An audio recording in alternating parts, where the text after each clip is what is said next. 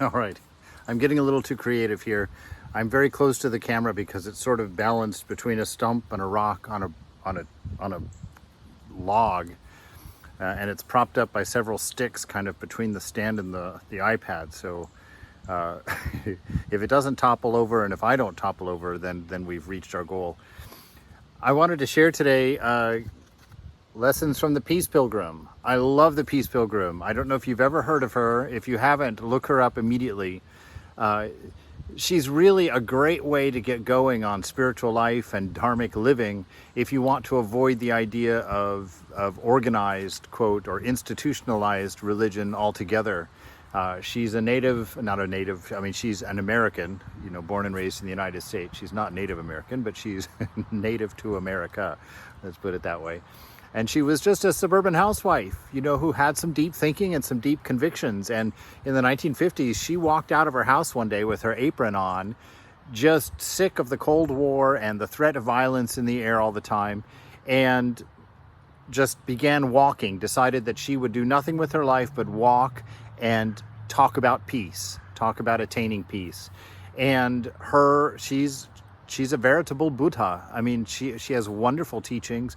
They're so practical and they just such a human aspect to them, very recognizable to us. Anyway, she said that her journey really started just by two realizations, and they were pretty simple ones. The first one had two parts. She realized that earning money was easy. You just go get a job, whatever remedial job that might be, or a skilled job, whatever. But basically earning money, she says, was easy. And that spending it without wisdom was utterly meaningless. So that's what gave her a clue to the emptiness of her life, or the search for meaning in her.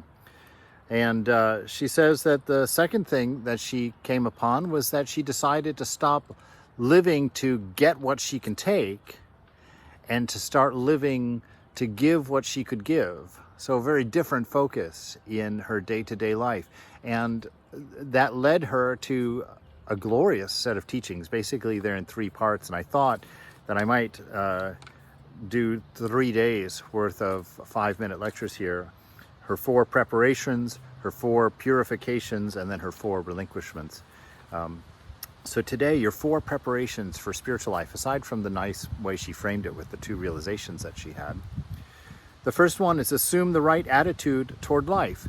And by that, she's saying, wake up a little bit. Don't live an escapist life that's just full of distractions for your entertainment. She says, pay attention to your moment and do what you need to do. Look at the things that are causing you suffering in your life and fix them. Look at the faults and mistakes that you make, learn from them, and don't repeat them. So she says, first of all, that's the first preparation. The second is to live good beliefs. She says the laws governing human conduct apply as rigidly as the law of gravity.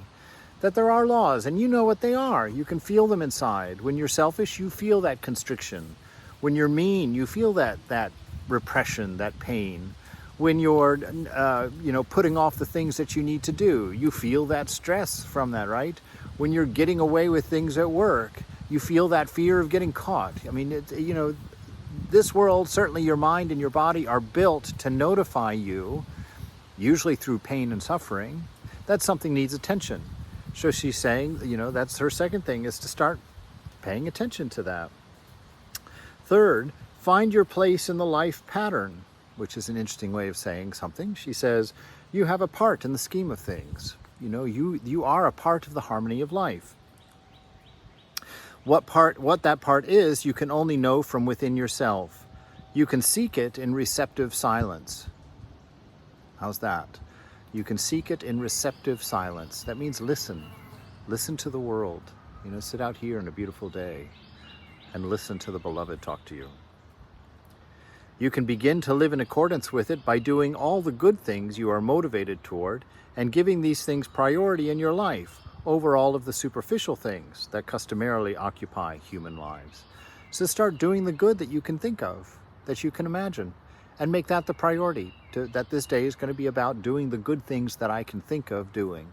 A wonderful thing. So that's your third one. Find your place in the life pattern, in this harmony of being. And the last one for today, simplify life to bring inner and outer well-being into harmony. She says, unnecessary possessions are unnecessary burdens. Many lives are cluttered not only with unnecessary possessions, but also with meaningless activities. Cluttered lives are out of harmony lives and require simplification. Wants and needs can become the same in a human life, and when this is accomplished, there will be a sense of harmony between inner and outer well-being. Such harmony is needful, not only in an individual life, but in the collective life too. So simplify your living. Stop wanting bunches of stuff. Stop wanting lots of entertainments and lots of activities, and really be content with what's with you in the moment. Find your bliss. Find your bliss within, they all say. There's so much meaning in that, but it's thrown around so casually. To be able to be content without any external conditions, circumstances, or supports is a wonderful goal in life. It's a wonderful goal. It ensures that your life will be rich, that your life will be beautiful. So that's the first set of teachings from our wonderful Peace Pilgrim. You can look her up on the web. All of her literature, by the way, is free from a foundation that really lives to honor her and honor her memory. And everything that I've read from her is inspiring and beautiful and simple, straightforward. Doesn't require any huge cosmological adjustments. It's just a matter of really paying attention.